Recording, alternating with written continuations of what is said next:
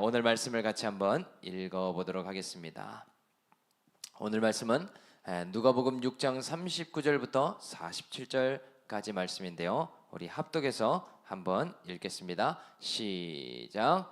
또 비유로 말씀하시되 맹인이 맹인을 인도할 수 있느냐? 둘이 다 구덩이에 빠지지 아니하겠느냐? 제자가 그 선생보다 높지 못하나 무릇 온전하게 된 자는 그 선생과 같으리라. 어찌하여 형제의 눈 속에 있는 티는 보고 네 눈 속에 있는 들보는 깨닫지 못하느냐? 나는 네 눈 속에 있는 들보를 보지 못하면서 어찌하여 형제에게 말하기를 형제여 나로 네 눈 속에 있는 티를 빼게 하라 할 수 있느냐? 외식하는 자여 먼저 네 눈 속에서 들보를 빼라. 그 후에야 네가 밝히 보고 형제의 눈 속에 있는 티를 빼리라. 못된 열매 맺는 좋은 나무가 없고 또 좋은 열매 맺는 못된 나무가 없느니라.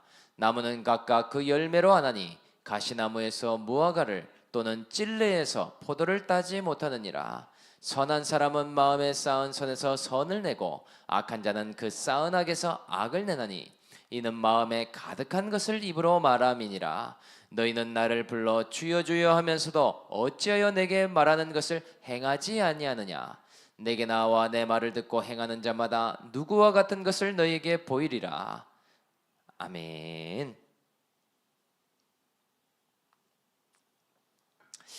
오늘 말씀 제목은 복음을 믿게 하셔서 좋은 나무가 되게 하십니다 라는 제목으로 하나님 말씀을 나눠보도록 하겠습니다. 수필가인 송일섭 씨가요 쓴 재밌는 이야기가 한 가지 있습니다. 그래서 이 서두에 소개를 하려고 하는데요. 글의 내용을 보면 이렇습니다. 마침 한 마을에 이사할 마을을 알아보기 위해 2명의 젊은이가 방문하는 일이 있게 됩니다. 그런데 마침 한 젊은이가요 마을에 들어서서 입구에 보니 한 노인이 앉아 있는 것이 아니겠습니까? 그래서 그 노인에게 질문을 한 가지 합니다. 어르신, 뭐 하나만 좀 여쭙겠습니다. 제가 이사할 곳을 찾아보고 있는데 어르신이 이 마을에 사시는 것 같아 여쭙니다. 혹시 이 마을에 사는 사람들은 어떤 사람들인가요? 그러자 노인이 이 젊은이를 힐끗 쳐다보더니 이 젊은이가 했던 질문과 비슷한 질문으로 되묻습니다. 여보게 젊은이, 그럼 젊은이가 이전에 살았던 마을 사람들은 어떤 사람들이었어? 그러자 젊은이가요 바로 대답을 하더랍니다. 이전 마을 사람들은요 정말 예의라는 것을 모르고 자기 이익밖에 모르는 형편없는 사람들이었습니다. 그 마을에서 저는 더 이상 참고 견딜 수가 없어 이사를 결정하게 되었습니다. 이렇게 말하는 것이 아니겠습니까? 그 이야기를 듣고서는요 노인이 고개를 끄덕끄덕이더니 위로의 말을 건넵니다. 여보게 젊은이, 정말 안타깝고 매우 실망스럽겠지만 여기 사람들도 그 마을 사람들과 별반 차이가 없을 걸세.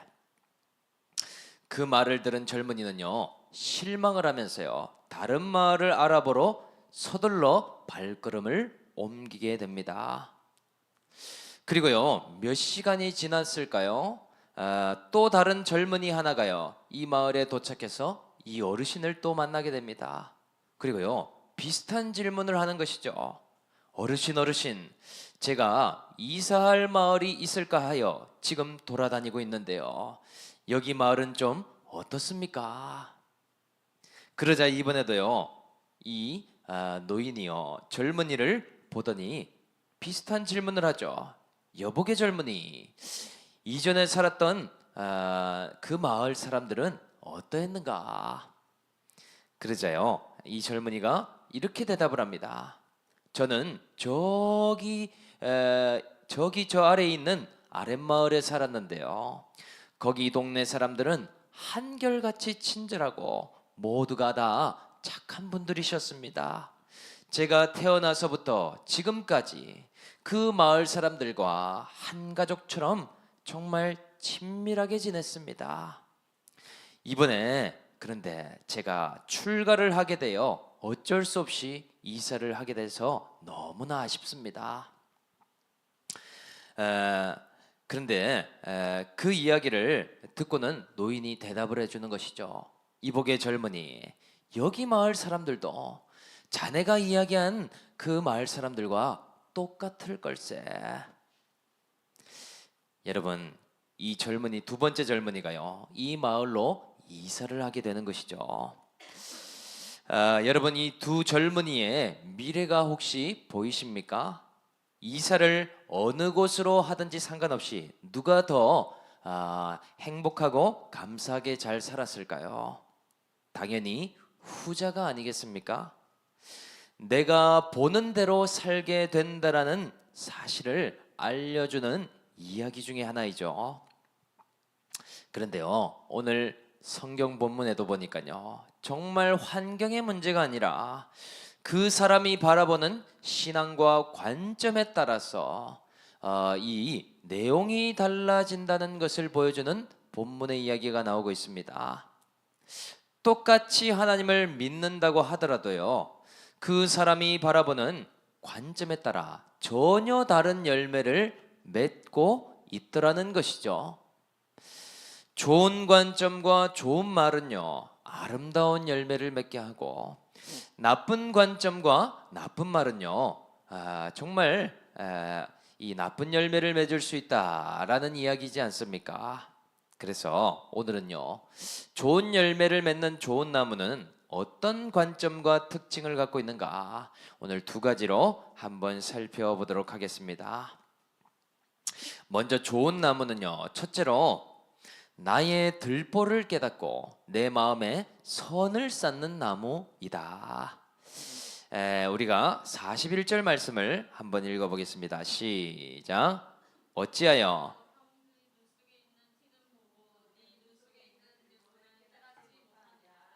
아멘. 예수님께서는요, 먼저 나쁜 열매를 맺는 나무의 특징을 비유로 알려주십니다. 이 나무의 특징은요, 마치 맹인과도 같다라고 이야기를 해주고 있습니다. 여러분, 이 맹인은 누구를 가르쳐 하는 말일까요? 바로 마태복음에 보니까요, 외식하는 서기관들과 바리새인들을 가르쳐 한 말씀이다 라고 이야기해 주시죠. 이들의 병세를 보니까요, 어쩌면 육적 소경인 바디메오보다도 조금 더 심각해 보입니다.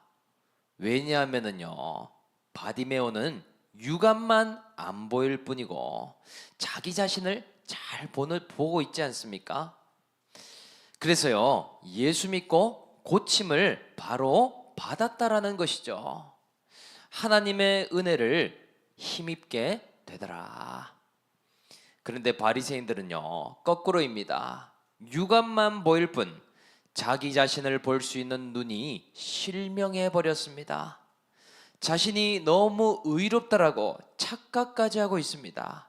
그래서요, 복음이신 예수님을 믿지 않을 뿐 아니라 고침받을 은혜의 문이 닫혀 있음을 보여주고 있더라. 그러니 소경된 채로 구덩이에 빠져 있는 모습이 아니겠습니까? 그래서요, 이들은요, 한 맹인이 먼저 구덩이에 빠지고 그 다음 따라가던 맹인이 또 구덩이에 빠지는 악순환에 있다라고 말씀해주고 계시더라. 그렇다면은요, 이들이 빠진 구덩이는 어디겠습니까? 그것은 판단과 정죄라고 하는 구덩이이죠. 자신의 들보를 보지 못하고 남의 티만 보다가 지옥에 빠져드는 그런 수렁과도 같더라. 다른 사람의 허점과 허물은 너무나 잘 봅니다. 그러나 정작 자신의 들보는 못 보는 소경이 된 것 아닙니까? 회개의 길, 은혜의 문이 막히고 용서받을 수 있는 기회가 없어지고 있더라. 그런데 이 구덩이에 빠지면은요, 스스로 헤어나올 자가 아무도 없다는 것이 너무나 참 안타까운 일이더라. 앞이 안 보이는 데다가 어느 구덩이에 빠졌는지 자체가 보이지 않기 때문인 것이죠. 그러니까요, 오늘 주님께서요, 처방을 해주고 계십니다.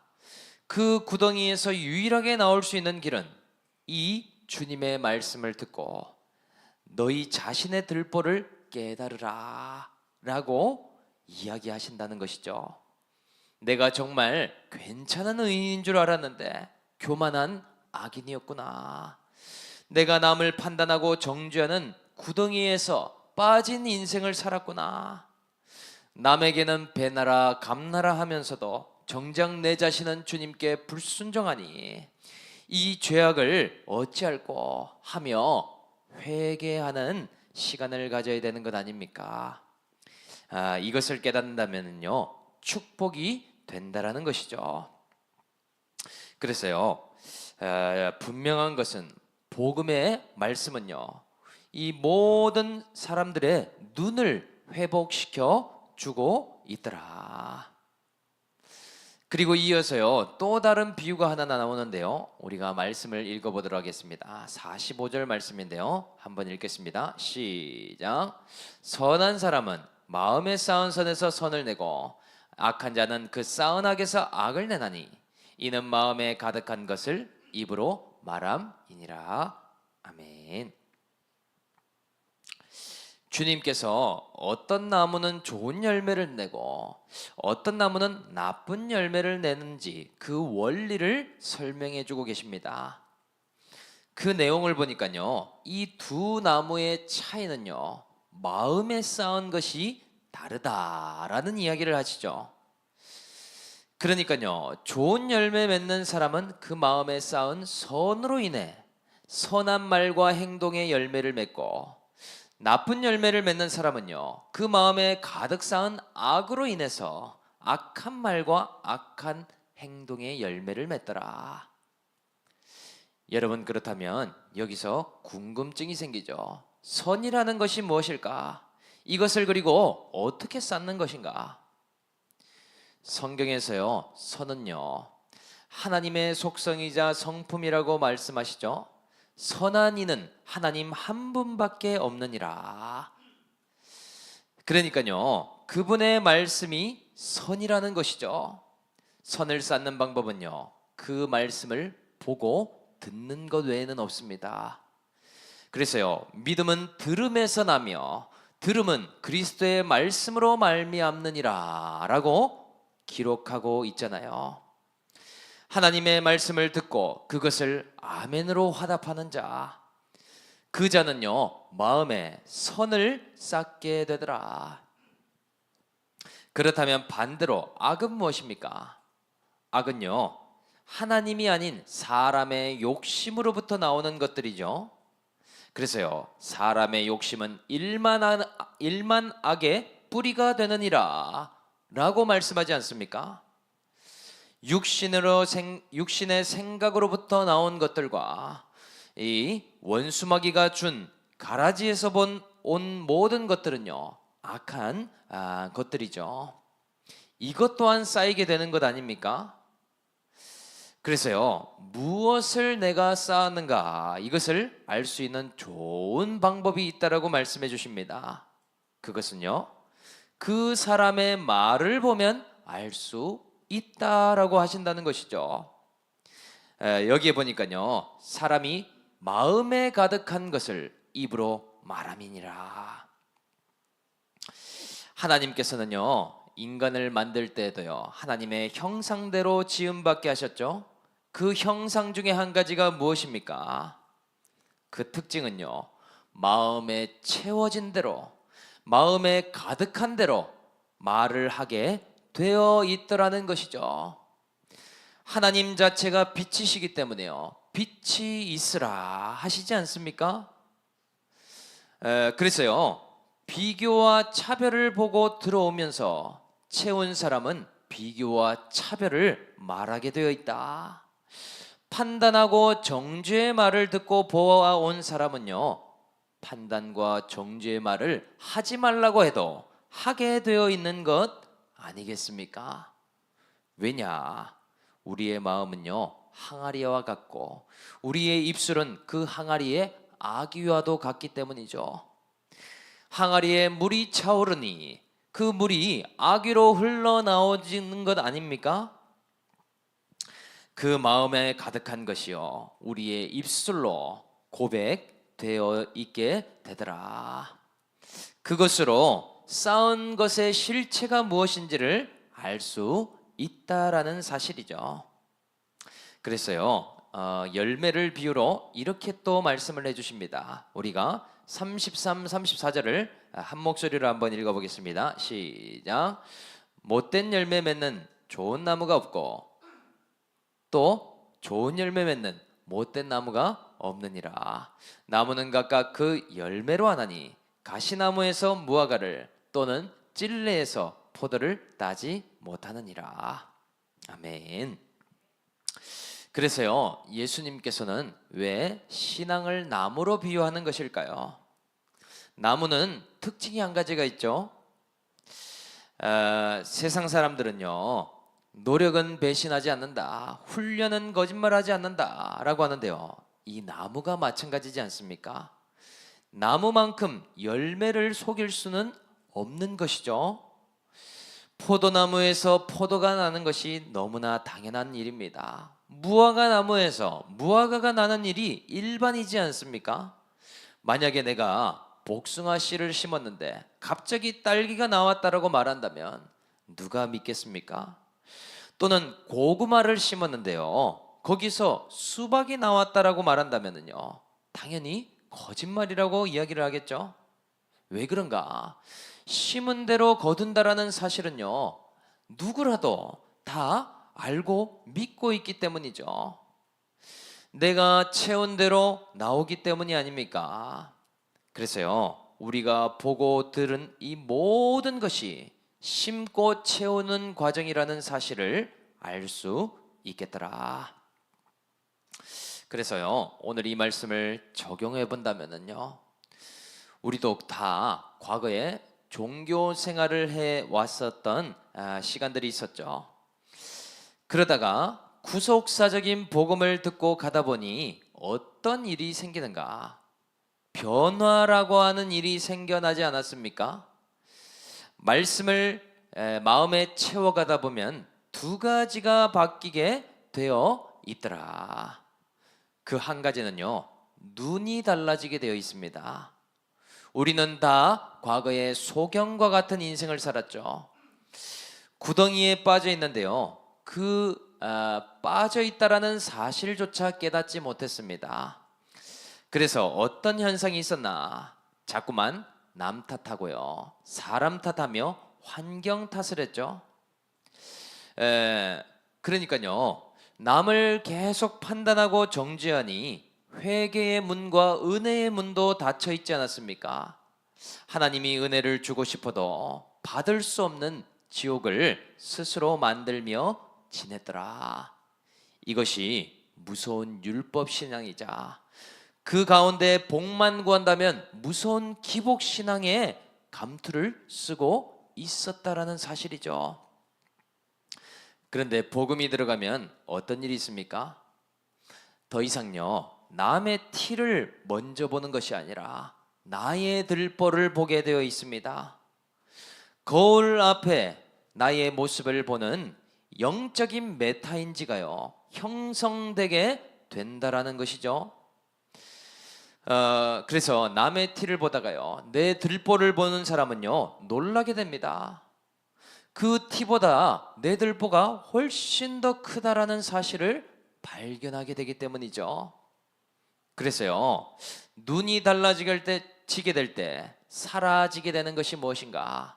남 탓하는 것이 사라지게 돼 있고요 판단하고 정죄하는 것이 점점 사라지게 되어 있더라. 저 모습이 바로 나에게 있으니 내가 무슨 말을 할 수 있으리까? 자녀의 안 되는 모습이 곧 나의 모습인데 내가 어찌 자녀에게 또 판단하리요? 공동체 지체에 저 중독의 모습이 나에게 있으니 벙어리를 하게 되는 것 아닙니까? 물론요, 관심의 말, 권면의 말, 사랑의 처방의 말은 또 다른 차원의 이야기겠죠. 그런데 이러한 변화는요, 눈이 달라지기 때문에 일어나는 일이더라. 저도 목회자가 되고 또 이 복음의 말씀을 듣고 나서요, 제일 달라진 점 한 가지를 꽂으라고 한다면요, 배우자와 자녀에 대한 생각이 달라졌습니다. 저는요, 결혼하고 나서요, 배우자 때문에 힘들다라고 생각을 했습니다. 우리 어머니와 비교를 하면서요, 반찬 안 해준다고, 밥 제때제때 안 준다고, 그게 괴롭다라고 하는 것이 목장에 나가면 주제가였어요. 그런데 생각이 완전히 달라졌습니다. 배우자 때문에 힘든 것이 아닙니다. 자녀 때문에 탓하지 않습니다. 부모님이 안 해줘서 힘들다라고 생각했지만은요, 그런 것도 아니었습니다. 복음 안에서 보니요, 정말 이런 가정 주셔서 감사하고, 이런 올리브 교회 안에 있어서 나는 너무나 행복한 사람이구나. 저는요, 아무런 환경의 변화가 없지만은요, 눈 하나가 달라진 것으로 정말 저의 관점과 이런 입술의 말이 달라졌더라. 그래서 결론이 감사가 되는 놀라운 일이 있다라는 것이죠. 그리고요, 복음이 들어가면 또 한 가지 달라지는 것이 있는데요, 바로 말이 달라지게 돼 있습니다. 우리가 과거에 했던 말들은요, 다 어디에서 온 말들입니까? 다 부모님에게 들었던 말들이나 가정과 교회 안에서 많이 봐왔던 말과 행동을 그대로 반복하고 있죠. 불안의 말을 계속 채워온 사람은요, 불안하다고 계속 이야기를 합니다. 또요, 결핍의 말, 불평의 말을 계속 심어온 사람들은요, 그 말을 계속 하게 되어 있는 것 아닙니까?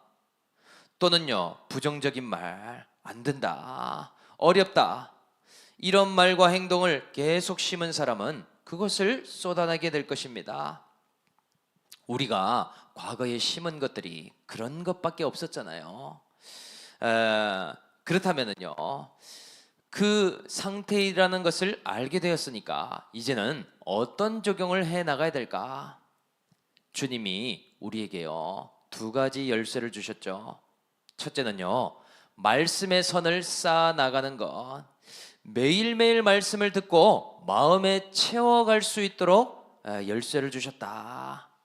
이것이 우리의 눈을 바꿀 것입니다. 이것이 우리를 회개로 인도하시고 우리를 은혜의 물꼬를 틔워주도록 이끌 것이더라. 말씀으로요, 내 심령을 매일매일 채우는 사람은요, 천국이 임하게 된다라는 사실을 기억해야 되겠더라. 저와 여러분들은요, 매일 말씀의 선을 쌓음으로 하나님 나라를 누릴 수 있는 올리브 공동체가 될 수 있기를 주님의 이름으로 축복합니다. 그리고 또 한 가지 열쇠를 주셨는데요, 지금부터 새 말을 심는 것이죠. 이것이 주님이 주신 놀라운 열쇠이더라. 하나님의 자녀가 된 자에게는 권세를 주셨는데요, 말의 권세를 주셨죠. 더 이상은요, 원망의 말이 아니라 회개의 말을 심어 보십시오. 사람들 앞에서도요, 불평의 말이 아니라 감사의 말을 심어 보십시오. 그 심은 대로요, 열매가 나게 될 것이라는 것이죠. 언제요? 바로 말씀을 들은 그 즉시요. 우리는요, 말씀이 들어올 때에 이것을 적용할 수 있는 힘이 생기게 됩니다. 말씀을 들은 그날 바로 선포를 해보십시오. 하나님 감사합니다. 오늘이 가장 좋은 날 주심에 오늘도 제가 기뻐합니다. 가족에게도요, 네가 그렇게 하니 내가 이 잔소리를 하지 라기보다는요, 오늘 이러한 자녀 때문에 내가 또 나의 모습을 보게 된 것이 참 기쁘다. 오늘 하루를 기쁨과 감사로 채우면은요, 앞으로 미래에 감사와 기뻐할 일들이 계속 오게 된다라는 사실이 아닙니까? 오늘 나는 무엇을 심을 것인가? 오늘 나는 무엇을 말하고 행동할 것인가? 오늘요, 내 죄를 보고 회개하면 기쁨과 은혜의 말, 감사의 말을 할 것밖에 없고 천국의 문이 활짝 열려지게 되더라. 우리 올리브 공동체 모두가 바라기는요, 2025년 이 2월을 시작하는 이 시점에 오늘도요, 복음의 말을 심고 천국의 말을 심음으로 하나님 나라를 누릴 수 있는 저와 여러분들이 다 될 수 있기를 주 예수의 이름으로 간절히 축복합니다. 좋은 나무 두 번째는요, 말씀을 듣고 즉시 행하는 나무다. 먼저 48절과 49절의 말씀을 한번 읽어보겠습니다. 시작. 집을 짓되 깊이 파고 주추를 반석 위에 놓은 사람과 같으니 그 큰 물이 나서 탕류가 그 집에 부딪히되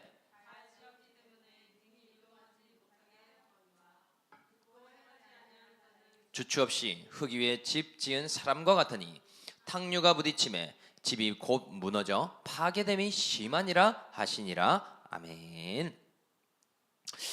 예수님께서는 비유를 하실 때 이중 비유를 하시죠. 이번에는요, 집을 놓고 또 좋은 나무와 나쁜 나무를 알려주고 계십니다. 집도요, 좋은 나무, 나쁜 나무처럼 두 종류의 집이 있다라고 말씀을 해주신다는 것이죠. 그런데요, 좋은 집과 나쁜 집의 차이는 어떤 것이나 봤더니 딱 한 가지의 차이가 있다라고 말씀해 주십니다. 그것은요, 말씀을 듣고 즉시 순종하느냐, 아니면요, 듣고 행하지 않느냐의 차이라고 말씀하시더라. 그래서요, 이 비유를 보니까요, 듣고 행하는 자는 집을 어떻게 건축하는가? 이 집은 기초가 튼튼한 건축을 한다라고 말씀하십니다. 주추를 반석 위에 두고 아주 견고하게 지은 집과 같다라고 말씀하신다라는 것이죠. 그런데요, 이 집이 튼튼한지를 어떻게 알 수 있는가? 큰 홍수가 나면 알게 된다라고 기록하고 있더라. 그 탕류가요, 이 집과 부딪혔음에도 이 집이 요동하지가 않는다는 점이 이 집의 특징이더라. 그만큼 견고하다라는 이야기가 아니겠습니까? 그런데 이에 반해서요, 듣기만 하고 행하지 않는 사람의 집은 어떻게 지어지는가? 이것도 봐야 되겠죠. 보니까요, 이 집은요, 흙과 모래로 지은 집이라고 말씀하십니다. 그냥 주춧돌도 없고 집 형태로만 짓기만 했다라는 것이죠. 반석 위에 주추를 놓은 것도 아닙니다. 대충대충 흙으로 덮어 만들어 놨습니다. 그러니까요, 홍수가 나니까 어떻게 됩니까? 탕류가 부딪히더니요, 집을 다 쓸고 내려가 버리더라는 것이죠. 집이 흔적도 없이 사라질 정도로 파괴되어진다라고 말씀하더라. 여러분, 그래서요, 이 비유가 어떤 의미로 말씀하신 것인가? 세리와 병자와 같은 자들은요, 심령이 가난하기에 말씀을 듣고 바로 순종을 하죠. 바로 회개하고 예수 믿고요, 자신의 사명을 감당하는 자들로 거듭나집니다. 앞으로 어떤 사건이 와도 주님을 더 믿고 더 순종하는 방향으로 살아가다라는 것이죠. 그런데 바리새인과 서기관들은 어떻습니까? 이들은요, 반대로 적용을 하더라. 심령이 부유하기에 말씀을 들어도 부동합니다. 아무 반응을 하지 않고요, 더 불신하고 더 불순종하는 방향으로 가고 있더라는 것이죠. 그래서요, 이들을 바라보면서 주님이 뭐라고 하시는가? 46절에 기록되어 있는데 이것도 한번 같이 읽어보겠습니다. 시작. 너희는 나를 불러 주여 주여 하면서도 어찌하여 내가 말하는 것을 행하지 아니하느냐. 아멘. 이들도요, 똑같이 하나님을 아버지라고 말하고 주인이라고 고백합니다. 메시아를 기다리고 그를 믿을 것이라고 했다라는 것이죠. 그런데 그렇게 이야기하면서도요, 정작 말씀을 주어보니 순복하지 않는 완고함이 있더라. 이들은 마음이 높고 자만하기 때문이죠. 지금까지 살아왔던 완고함과 완악함을 고수하고 있더라. 자신들의 기득권과 명성에만 마음을 두고 있으니요, 이 복음이 들려지지 않는 것이죠. 그러면서요, 도리어 바리새인들은요, 예수님 때문에 괴롭다라고 주장하고 있습니다. 예수님이 해야 할, 하지 말아야 할 일들을 하니 우리가 너무나 분노할 수밖에 없고 우리가 너무나 괴롭다라고 하면서요, 예수님을 문제로 보고 있더라. 예수님이 행하시는 모든 환경이요, 탕류처럼 계속 부딪혀 오는 일이 아니겠습니까? 무슨 홍수가 난 것처럼요, 이들은 이를 갈기도 하며 크게 두려워하기도 하며 또는 예수님을 죽이려고 모의를 하고 있더라. 왜인가? 환경의 문제가 아니죠. 말씀을 들어도요, 자신의 옳음과 의만 주장하기 때문이더라. 그래서요, 이 말씀을 또 한번 적용해 보면요, 복음의 말씀을 듣게 되면 또 달라지는 한 가지 포인트가 있습니다. 그것은요, 순종 지수가 올라가게 된다. 바로 행함에 대한 부분이 달라지게 된다는 것이죠. 주님을 인정하지 않으면요, 어떤 자리나 역할이든지 순종하기가 힘듭니다. 왜냐? 내 자신을 부인하기가 어렵기 때문이죠. 듣기만 하고 행동하지 않는 고집과 게으름에서 빠져나올 수 있는 방법이 없더라. 그런데 우리는요, 복음을 들으며 가기에 계속되는 내적 갈등이 생기게 됩니다. 말씀을 듣고 행할 것인가 말 것인가, 또는 움직일 것인가 회피할 것인가, 이 싸움을 계속 치열하게 해 나가게 되더라. 그런데 이 싸움이 생긴 것은요, 긍정이 아닙니까? 말씀이 들어갔기 때문에 갈등이 그나마 생긴 것이죠. 이전에는 갈등조차 없지 않았습니까? 그냥 내 하고 싶은 대로 하면 되고, 무슨 말이든 내가 원치 않는 것은 부동하면 그만이었더라는 것이죠. 그런데 우리는요, 이제 그리스도의 반석 위에, 믿음의 터 위에 성전을 짓는 인생이 되지 않았습니까? 우리는요, 지금 가정을요, 믿음의 집으로 집 짓기를 하고 있는 것 아니냐는 것이죠. 우리 올리브교회도 마찬가지입니다. 얼마나 크게 짓냐, 얼마나 화려하게 짓냐, 이것보다 더 중요한 것이요, 우리 각자 한 사람 한 사람의 신앙을 얼마나 튼튼하게 지어갈 것인가. 처음부터 짓더라도요, 벽돌 하나를 쌓더라도요, 홍수와 고난의 탕류를 대비할 만큼의 단단함으로 지어나가야 되지 않겠습니까? 이 견고함이 너무나 중요한 부분이더라. 그래서요, 여러분, 우리의 신앙의 과목 중에 전공 필수 과목이요, 바로 순종과 적용이라는 과목이 있죠. 듣고 행하는 것, 말씀을 듣고 순복해 나가는 이 과정, 이것을 우리는 훈련받고 단련해 나가야 되더라. 제가 요즘 루미니를 보면서 제일 많이 하게 되는 말이 있는데요, 루미나, 루미나, 아빠의 말을 듣고 자꾸 반대로 행동하고 있는데 왜 그런 거야? 그래서요, 루미니를 볼 때 아빠가 화가 나게 될 때가 많아. 루미니는 참 대중을 알 수가 없습니다. 탁구를 치자라고 하면은요, 나는 탁구는 안 쳐요. 이러다가 예배 드리자고 하면은 갑자기 아빠 탁구 쳐요. 정말 청개구리라는 사실을 확증하게 됩니다. 그런데요, 그것이 또 하나님 앞에 저의 모습임을 많이 보게 되었어요. 얼마나 제가 하나님의 노를 일으키는 인생이었을까. 참 많이도 부동하며 무반응하며 게으르게 살아왔던 과거를 회개하게 됩니다.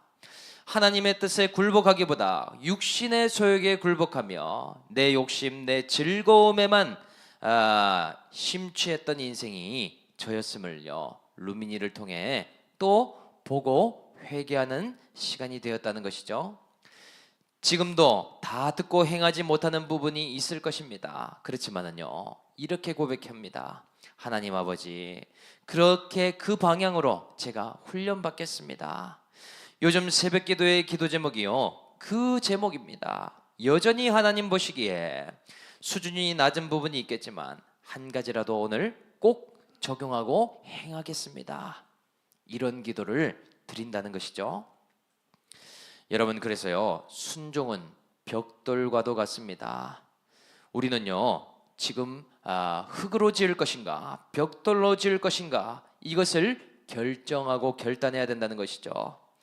미래의 내 인생을 결정하는 기둥과도 같은 것이 이 적용 한 가지더라.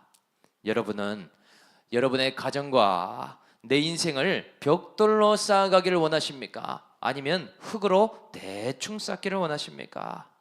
오늘 벽돌 없이 순종 없이 신앙생활하면 어떤 일이 자주 오겠는가? 그것은요, 시험이 자꾸만 찾아올 것입니다. 실족해야 되는 사건들이 계속 눈에 보이게 된다는 것이죠. 왜 그렇습니까? 오늘 내가 흙으로 짓고 있다는 것을, 이것을 보여주는 수고들이 오게 되더라. 하나님을 원망하고 불평하는 말이 왜 툭 튀어나오는지 아십니까? 행함이 없기 때문입니다. 억지 순종만 있지 듣고 왜 자꾸 마음이 힘든지 아십니까? 오늘 자발적인 적용, 하나님 보시기에 아름다운 순종, 이것으로 쌓아가 이 튼튼한 집을 지으라고 오늘도 말씀해 주고 계시더라. 오늘 저와 여러분들 모두가요, 순종의 벽돌로 아름답고 튼튼한 믿음의 집을 가정과 공동체에 세워갈 수 있는 저와 우리 올리브 식구들이 다 될 수 있기를 주 예수의 이름으로 간절히 축복합니다. 오늘 이 시간